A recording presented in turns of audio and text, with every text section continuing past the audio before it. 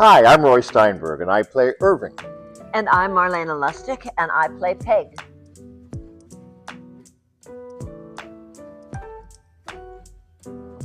Last time we did a play together was here at Cape May Stage in 2022 called Adopt a Sailor, the Holiday Edition, and I was wearing this very shirt when we did it.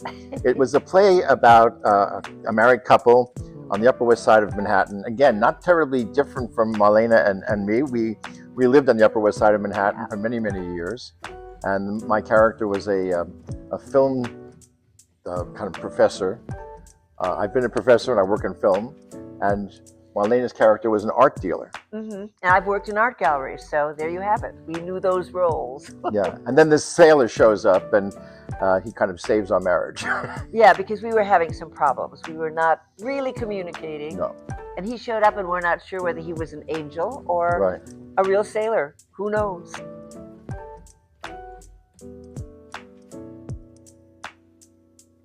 Oh, the Lion in Winter. Definitely the Lion in Winter. Yeah, we had great fun doing The Lion in Winter. I also loved doing Barefoot in the Park. Oh, yes. Yes, that was great fun too. And I'll tell you, we didn't act together in this play, but I directed Marlena in Other Desert Cities. Oh, that was She was so much fun. brilliant in that play, and it was a wonderful cast. Yeah. So that was great fun to explore those characters. But in Barefoot in the Park, I got to play a kind of crazy neighbor, and she was this very uptight mother of the newlywed, and we got a chance to flirt and be funny and silly. I seem to play a lot of uptight ladies, Yeah. I guess.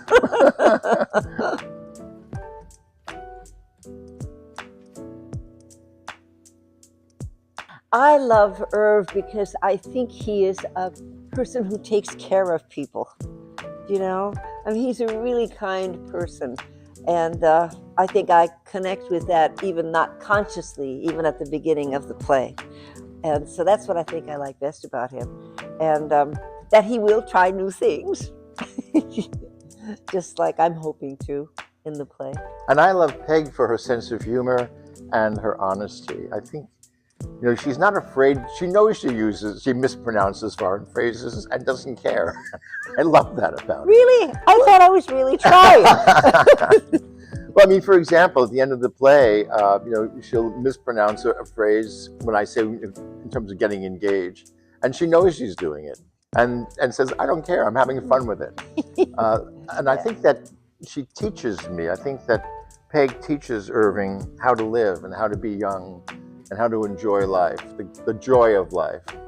And actually, it's something that I think Marlena has done for me seriously in my own life. I think Marlena has taught me how to enjoy life, and makes my life fuller. Yeah, I think for Peg too, for me, I didn't really have much of a, I mean, I have had a wonderful life. The character's a wonderful life, but she hasn't had that many of her own adventures. You know, she hasn't really been able to go out and do exotic things and go exotic places, only in her fantasies and in her love of birds.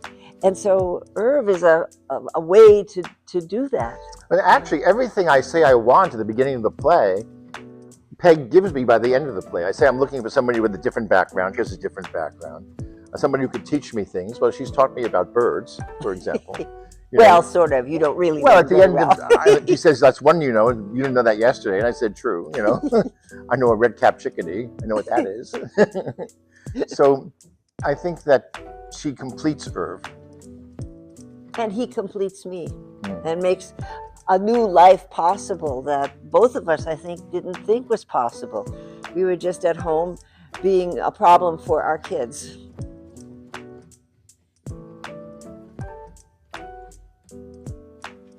I find Irv's experiences completely identifiable and relatable. Everything Irv goes through, I've gone through on some level. And I think as an actor, that's what you try to do. You try to find in yourself what your character is going through. For example, I mean, Irving didn't know about birds, and now he does. But in my own life, I never really collected things. I mean, I grew up in Brooklyn, New York. I didn't have a pet. Marlena introduced me to what it was to have a pet, an animal, and I became this devoted owner. My cat Mao, black and white cat, was a very standoffish cat and so forth. And Roy and I had just gotten to know each other and we're sort of dating, whatever. And he came over one day and I had some friends around, and my standoffish cat proceeds to stretch out, cross the room, and jump on his lap. And my friends turn and do a double take and look at me and look at the cat and look at Roy and think, uh-oh, something is happening here. So I always felt that the cat chose Roy, decided I had terrible taste in dates and guys and so forth, and enough of that. And in fact, they became so close that I used to feel like I should cough before I entered the room. They both look up startled, you know.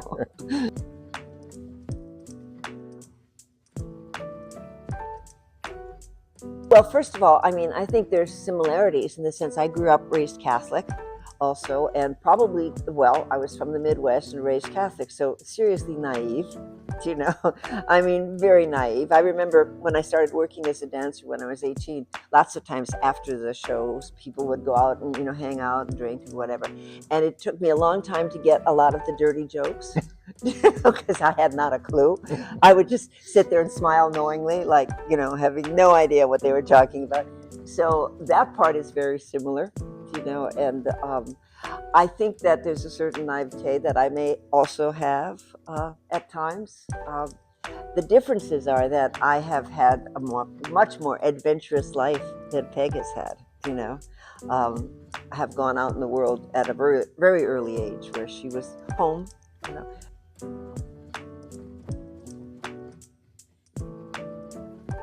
I think acting is very personal, and I think as our relationship, I'm sure that's true for all of you, if you're watching this, you know, when you first meet someone, and you're, especially, we met when we were quite young. I'm not quite young. I was 20, in my 20s. Doing a play for two people. And, you know, and in the beginning, even the romantic part of it, you know, it's more about, you know, lust and the excitement and the new and all of that sort of thing. And in the best way possible, I think with maturity, you learn a deeper kind of love and a deeper kind of relationship. Not that the lust goes away, but it changes, it transforms in a way where you understand. And I think as an actor, that gets informed in terms of the rhythms of understanding the other person or really listening. I think acting is mostly about listening.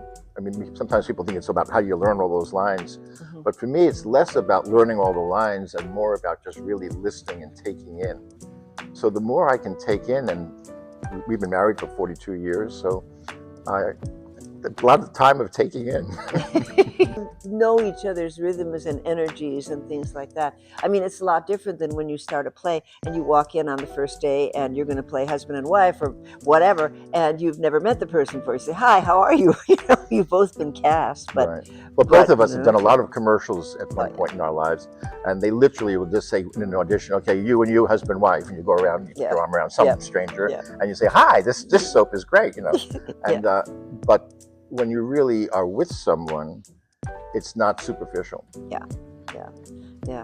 And it's funny because when I was doing commercials, there was one guy that was always my husband. We were always paired. We must have done 4 commercials together as husband and wife. I mean, we never even dated. We were not even interested in each other, but we looked like a couple, I guess.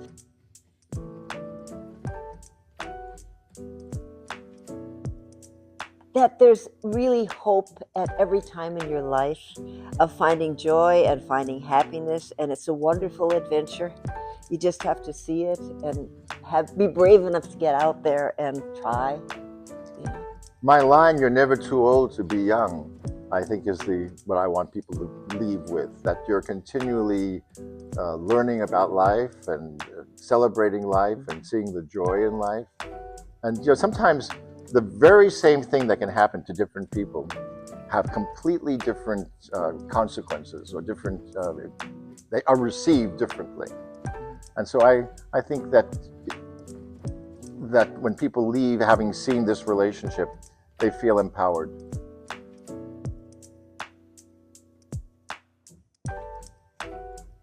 Someone told me once that if you don't get butterflies, you probably should give it up and not do it anymore. because it doesn't matter enough to you. Yeah, oh yeah. Mine are varying. I can be truly verging on hysterical, or I can say, okay, this is all right. There's an adrenaline and an Yeah. excitement for every performance, and Yeah. particularly opening night.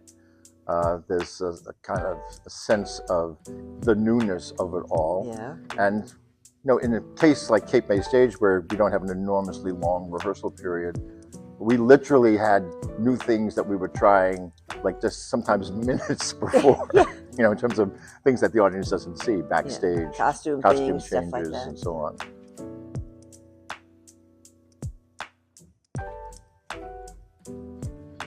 Ooh, well, we have to see birds. Yes. 100% we have to see We would all go the to the birds. bird observatory A lot of absolutely. times. And of course, Irv would certainly have his metal detector out, and he'd be on the beach. He'd probably go to Higbee and see what he could find at Higbee Beach. Uh-huh.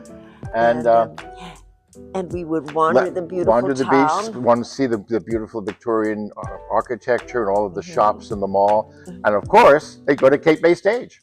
Absolutely, because I have convinced Irv that live theater is good and he should come. She taught me that.